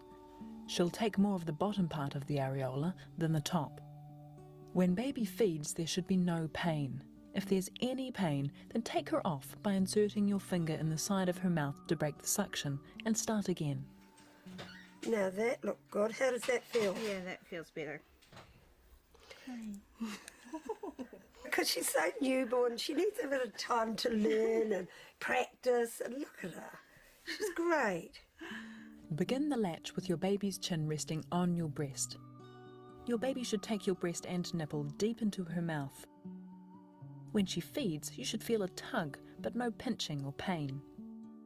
Breastfeeding will be comfortable for you and effective for your baby. So you all saw this video. In this, there's a lactation expert who was telling a mother for a newborn how to let the baby latch. So now I'm going to share some techniques of latching and breastfeeding with you. Now, positioning is the one of very important thing. Like sit or lie in a comfortable position with a good back support. Hold your baby close to your body, facing your breast, with their head and body in a straight line, like this. Okay, so use pillows or cushions to support your arms and baby if needed. You get a lot of, now we have a lot of facility. We have a lot of feeding pillows. Please order that in prior so that you, from first day, you're not in an uncomfortable position. Your baby should be at the same level as your breast, like this. So they don't have to strain to feed. Now, use pillows or cushions to support your arms and baby if needed. Wait until your baby's mouth is open wide like a yawn. Ah, I told you, like ah. And let the areola and the nipple go inside before bringing them to breast. This ensures they can latch onto the enough breast tissue. Bring your baby to your breast, aiming their lower lip and chin touch your breast first, like this. And then open wide, bring them quickly to the breast so that their mouth covers a large portion of the areola, the darker area around the nipple, not just the nipple itself. Your baby's nose should be opposite. Your baby's nose should be opposite to your nipple, and the chin should be pressed into the breast. Allow the tongue to reach the underneath the nipple and areola. Ensure your baby's lips are flammed out. Like it should not be like this, forming a seal around your breast. They should be able to suckle rhythmically and swallow milk. Check this that you should feel a pulling or a tugging sensation, but breastfeeding shouldn't be painful. If you are experiencing pain, gently break the suction by inserting a clean finger into the corner of your baby's mouth and try latching again. Let your baby feed as long as they want on the first breast, then offer the other breast if they are still hungry. Alternate breast at least at each feeding to ensure both breasts are emptied and stimulated for milk production. Burping after feeding, gently pat or rub baby's back to help them burp and release any swallowed air. Practice, it may take time for both to get the hang of breastfeeding and achieving a good latch. So sometimes, you know what, some mothers really feel, stressed that why the baby is throwing that curdled milk. So it's a good sign the baby is throwing a curdled milk because the milk is interacting with the baby's stomach acid and it is throwing out. But as one of the question we took, if the baby is throwing the milk, try to give small portions. But if by chance still the baby is throwing milk, or if he shows some rashes or some itching problem or is cranky, then do check with the doctor. By chance, chances are less that the baby will be intolerant to milk. Chances are really less, like 0.01%. But if this habit of throwing the milk continuously persists, you should check with the pediatrician. Now, let me tell you about galactogogues. Now, galactogogues, what is galactogogues basically? The galactogogues are herbal or substances. They have milk boosting properties to increase breast milk yield. Now, this is very important for you guys. Please note this down because after the delivery, you're supposed to include all these things in your diet so that your milk production is amazing and to the maximum. Like fenugreek, methi dana, flax seeds, saunf, fennel, jeera, oats. How can you use oats? You can have oatmeal, you can use oat flour, you can make oat chila, you can make oats khichdi. So it's a complete thing, and it's a galactococ. It helps in increasing your breast speed. I would like you to introduce to an atta which is called a khapli atta. Khapli atta again is a very good galactococ. You can use it as your breakfast meal, lunch meal, or dinner meal. You can make chapati out of it. Ragi is a very good galactococ. You can make ragi laddus. You can make ragi kheer. You can make ragi chila, ragi idli, ragi dosa. There are so many things that can be made out of ragi. So do include ragi in your diet after your delivery. Now, gond. Now, edible gum. Gond is a very good galactococ. We in North India, we make panjiris out of gond. We make atta panjiri, we make suji panjiri, we make nuts and gond laddu. So you can use that. And we make ragi and gond laddu. So ragi is again a galactococ. Gond is also a galactococ. We both included with ghee. Again, it pacifies the vata and it will help in decreasing the vata, and galactococs will increase. Also, green leafy vegetables, because green leafy vegetables they will green leafy vegetables will be there, and green leafy vegetables jo hai, they also increase the breast yield, breast milk yield. Okay, so guys, till here I think I have made myself clear, and if you have any question, you can give on the message chat box. I would like to take questions from you because I have done a very important topic, which is breast milk, and I'll be giving the importance of breastfeed also. There's a question. Are nipple creams recommended, or Vaseline and coconut oil will work fine? See, first of all, we should go for home remedies. So ghee and coconut oil is first recommended, but still, if you have worst conditions and it is unbearable and it is not curing from home remedy, you should go for the ointments. But be very careful with the hot water, cotton, this thing. Clear the nipples before you feed the baby. Take care of this thing. My baby is almost a month old. Since I'm giving express breast milk and formula sometimes, how much quantity should be given during one feeding session? So it's one feeding session. You should be giving around 3 ounces, maybe 3 ounces or 4 ounces. 1 month old, you told, na? Yes. 3 ounces or 4 ounces. That's it. How will we know that one breast is empty? You'll feel light. You'll feel light, and the other one will be little heavier. You'll feel harder. The size will be more. The nipple will be erect. The nipple will be hard. You'll get to know that. Okay. Is it possible one side of breast produces more milk than the other one? There are chances I have seen it happens, but we have to make a practice of feeding from alternate breast. Because when we feed more, when the baby suckles more, the baby sucks more from the breast where the feed is less. The feed will become more if you will suck more from that feed, from that breast. Okay.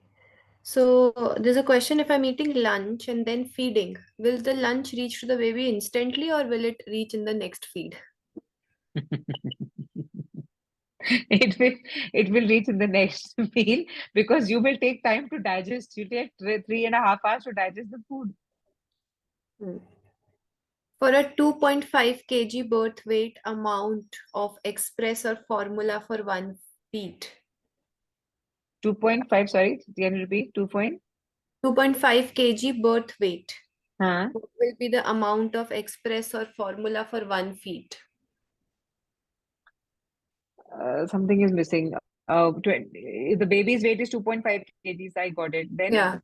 how much is the quantity of the Formula One? That's what Yes. so again, it is recommended dose is around 1 scoop with some 100 ml of water. उतना ही लेना है. How to include methi in diet, in what form? So methi can be included like you can make if you get green leafy vegetable as in the form of methi, you can use it as a methi atta, or you can make methi chutney, or you can soak methi with the dal and rice batter to make a dosa batter. This way also we can include methi dana, and we can make methi chutney as I told you, and you can use it as a tadka for dals and etc. How do we check that there is always milk present in the breast? Because sometimes baby keeps on sucking for hours, unable to understand whether the milk is reaching the baby or not.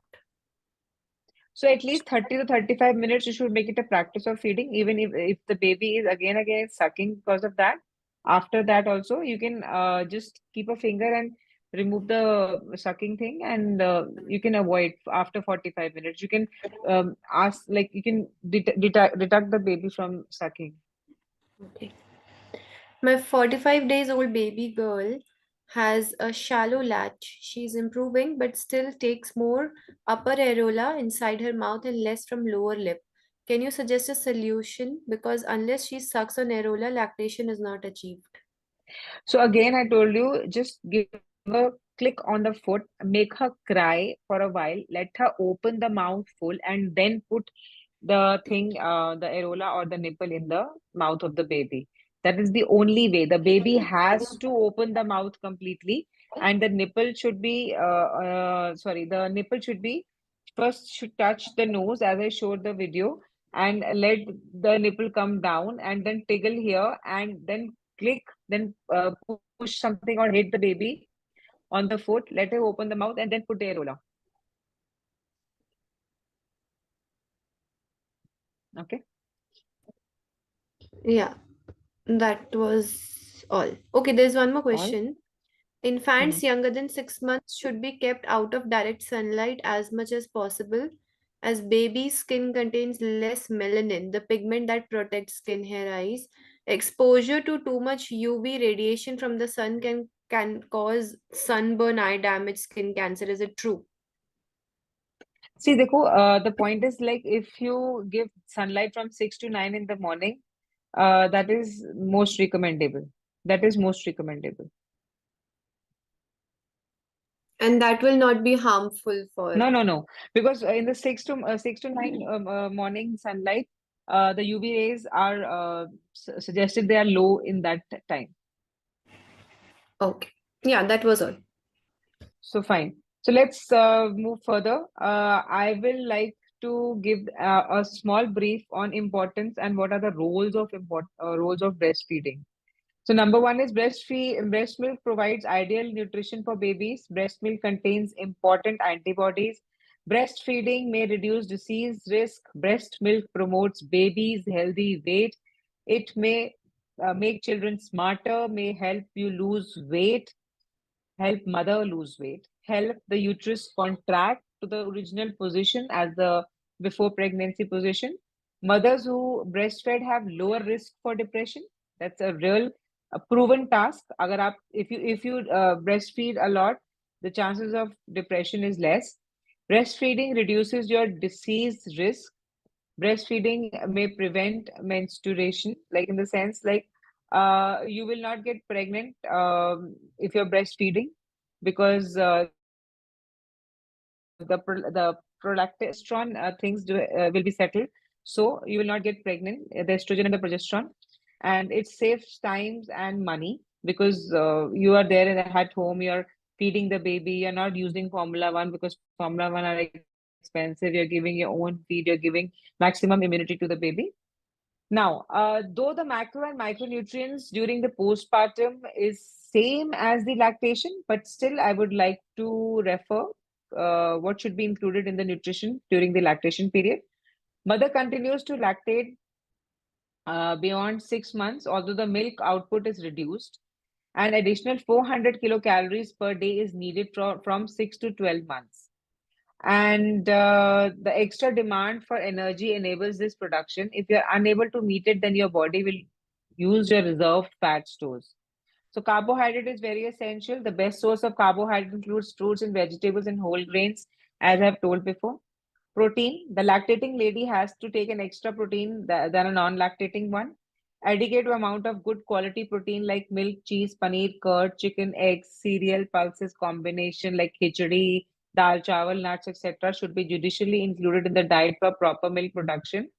If protein and energy are lacking in the diet, there will be reduction in milk volume.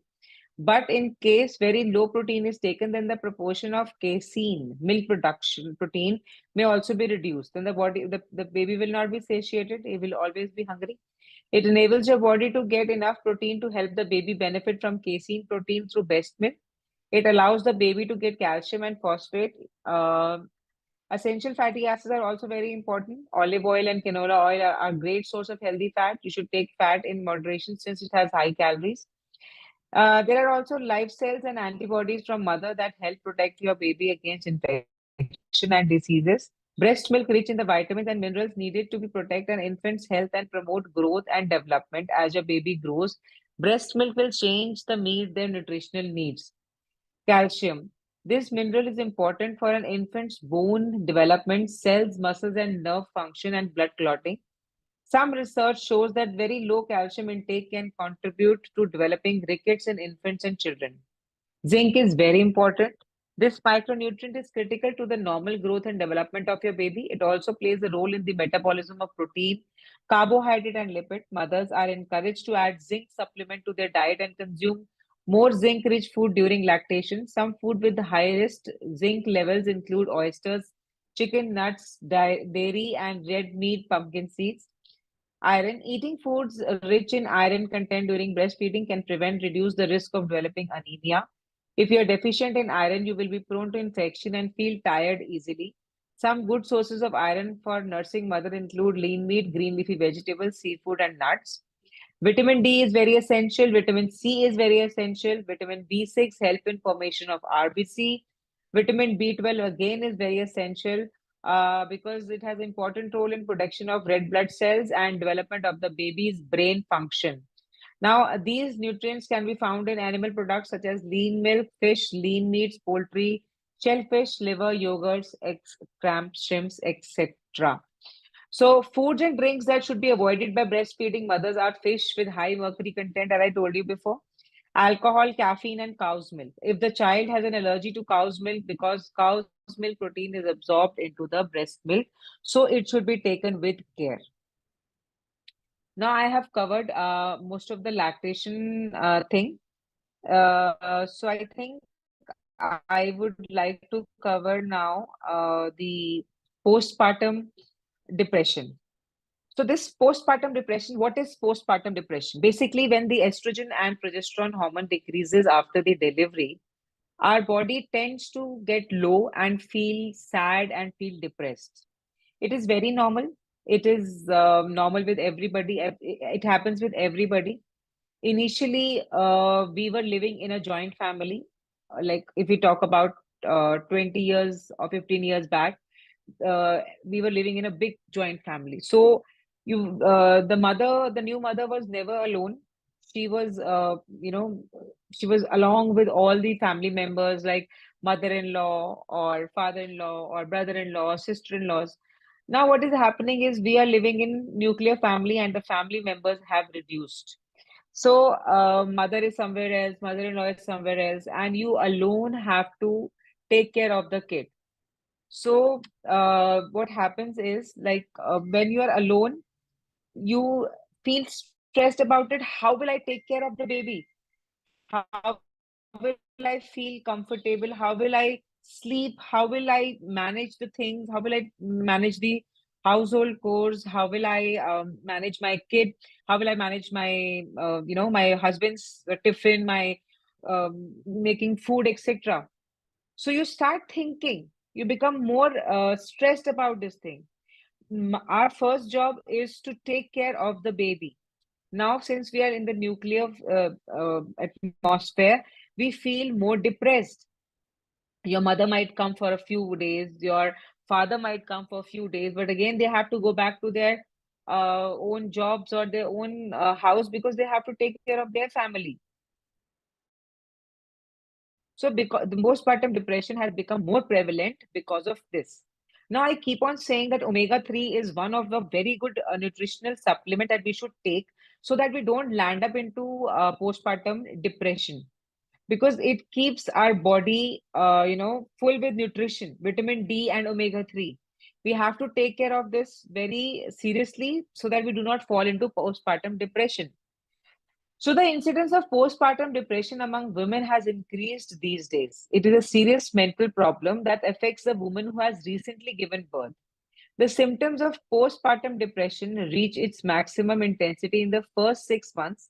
These symptoms can further be prolonged until the end of the first postpartum year. Now, that also depends upon how nutritious food you are taking.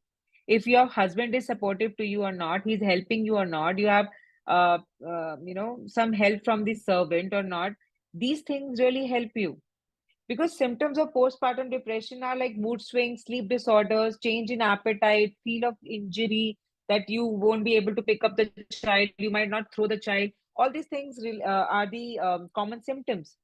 Serious concern about the baby. How will I deal with the baby's demand? How will I raise him?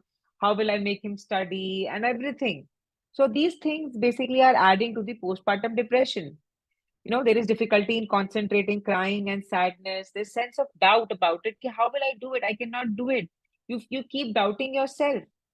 These things become the symptoms of postpartum depression. There are sometimes things become so worse that there are the thoughts of suicide and death, and you're not able to make emotional connection with the baby. So what should you do? You should start with slight exercises. I'm not talking about running, jumping, or doing crunches or anything. I'm just talking go out for a while in your balcony or in your veranda or somewhere near your house. Go out, see yourself, see the nature, connect with nature, see blue eyes, see blue sky and green grass. Start deep breathing. Take daily baths. Change your clothes daily. Freshen up daily. If you are a person who loves to wear good clothes, start wearing good clothes. Don't think of the time when you will lose weight and you will buy new clothes and start doing it. Don't do that, because that will aggravate the problem of postpartum depression. Get ready every day. Take out time for some kind of exercise, maybe deep breathing, maybe lom vilom, maybe meditation. Meditation should, I know it is easy said than done, that you have to take out time. It's very difficult to take out 10 minutes also for yourself, but you have to do it. Otherwise, if this depression prolongs for more than 6 years, it can cause lot of problem, because it has been seen that kids of mothers who are having postpartum depression, they have problem in cognitive development. There is difficulty, and there is some kind of problem in the growth and development of the infants. There is, scientifically studies have reported negative effects of being raised by a depressive mother on the infant. Such children have increased risk of developing depression and psychiatric disorders. So, depressed mothers cannot promote a growth promoting environment for their little ones. This affects the ability of the infant to make psychological stress, regulate negative, emotions, and handle social pressures. Infant's response to stress is susceptible to the mother's negative mood. The level of stress hormone is higher in children of depressed and anxious mother. So there is a lot of role of nutrition also in postpartum depression. You're supposed to have good fat food, good fiber, good protein, and good carbohydrates.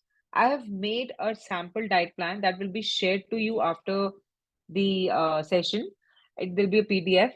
Try following that, and I'm sure you will have great result for this. So if any questions regarding this, please let me know. You can post your questions in the chat box. Regarding the recordings and the other material, you will be receiving, let me just check. So you will be receiving a sample diet plan that you can follow during the lactation period, and it will be shared on your WhatsApp group. Apart from that, you will receive a playlist of 6 videos that you can start practicing in your postpartum stage, and according to your body and as per your comfort, you can go with the flow, the pace, you can decide. So everything is explained in detail. And if you are looking to start with postpartum yoga or some exercises and everything, so you can start after completing around 8 weeks, 6 to 8 weeks of vaginal delivery and 10 to 12 weeks of C-section delivery. So if you have questions, you can please post it in the chat box. I will also give you the permission to unmute now.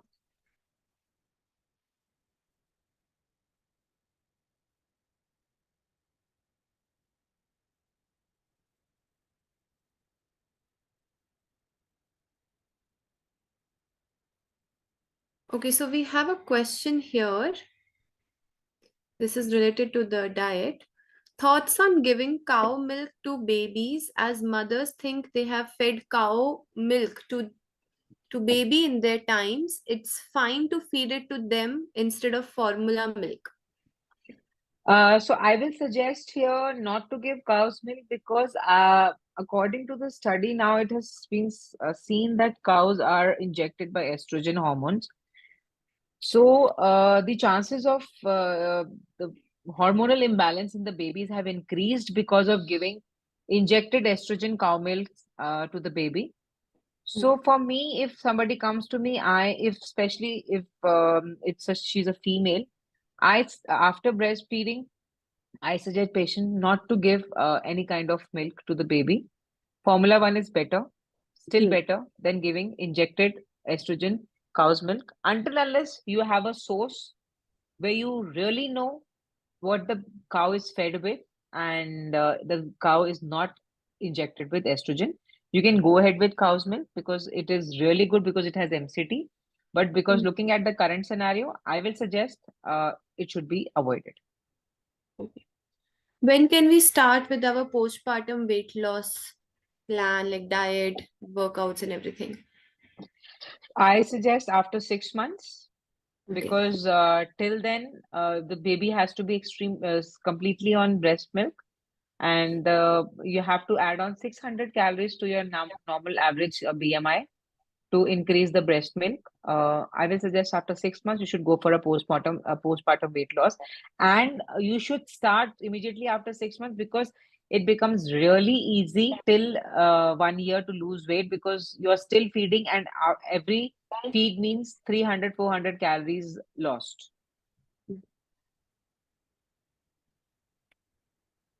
Right. So I guess that was all. There are no further questions. So even after the session, after today's session, you still have any doubts or queries or session, you can just post it in the WhatsApp group and we will try to reply you there as much as possible. Yeah. So I guess that was all for today. I hope the workshop has helped you to understand few basics about your diet and your postpartum care. We would love to hear your feedback about what helped you out in the process. Yeah. Okay, so we hope to see you all soon in the postpartum yoga classes. And take care, everyone. Bye Bye bye. Thank you, Nitya. Thank you, everybody, for being patient and listening to me. Thank you bye. so much. Thank you so much.